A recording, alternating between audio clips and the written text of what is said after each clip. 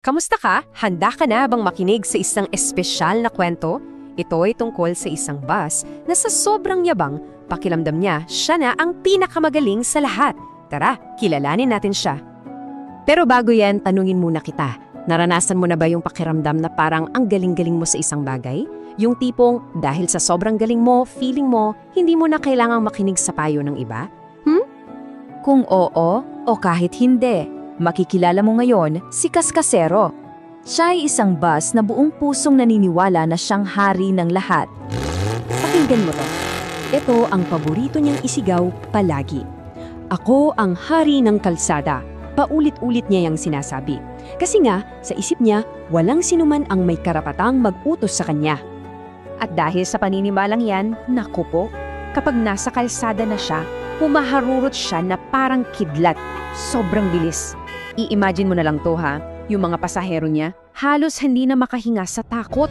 Nanginginig, kapit na kapit sa upuan, sabay-sabay sumisigaw ng, "Mama, dahan-dahan lang po!" Pero sa tingin mo ba nakinig siya? Ay hindi. Binaliwala niya lang ang mga sigaw ng kanyang mga pasahero. Hindi niya pinansin yung pito ng pulis na sumisinya sa kanya. At yung ibang mga jeep at kotse. Bahala na silang magpanik at pagmadaling umiwas sa daraanan niya. At alam mo ba, hindi lang mga tao at ibang sasakyan ang binabastos niya, pati kalikasan. Kahit yung mga kawawang halaman sa gilid ng daan, walang pakundangan niyang binubugahan ng maitim at mabahong usok. Minsan niya, mismo si Ulap na ang nakiusap sa kanya. Sabi ni Ulap, "Pakiusap naman, Kaskasero, tigilan mo na ang pagbuga ng usok. Dinudumihan mo ang lahat." Pero ano sa tingin mo ang ginawa ni Kaskasero? Aba, tinawanan niya lang ito ng malakas.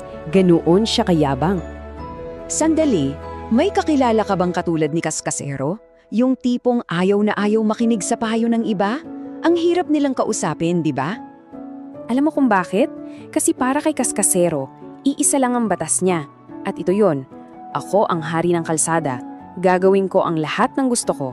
At itong paniniwalang to ang magdadala sa kanya sa kapahamakan.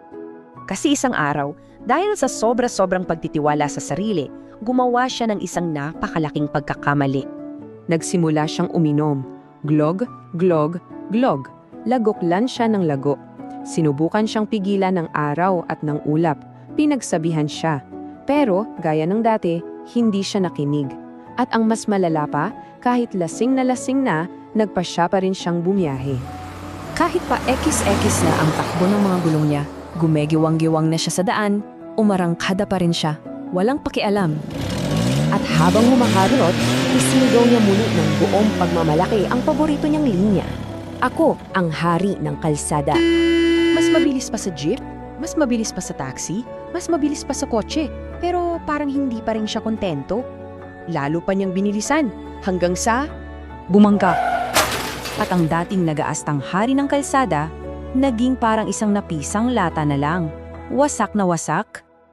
Tupi-tupi at bali-bali ang katawan niyang bakal. Sirang-sira ang kanyang makina. At baluktot na baluktot ang dati niyang maangas na tambutso. At simula sa araw na yon, hinding-hindi na muling nakatakbo pa si Kaskasero sa kalsada. Saan siya napunta? Itinapon siya sa isang tambakan ng mga lumang sasakyan.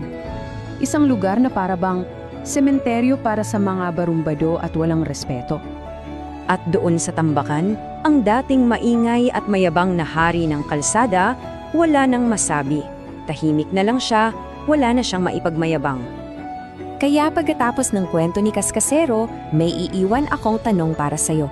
Isipin mo sandali, sino-sino kaya ang mga ulap at pasahero sa buhay mo? Sila ba yung mama at papa mo na laging may paalala? O yung teacher mo na gusto ka lang talagang matuto? Baka naman yung mga kaibigan mo na totoo ang pag-aalala sa'yo. Ang pinakamahalagang tanong, pinapikinggan mo ba sila?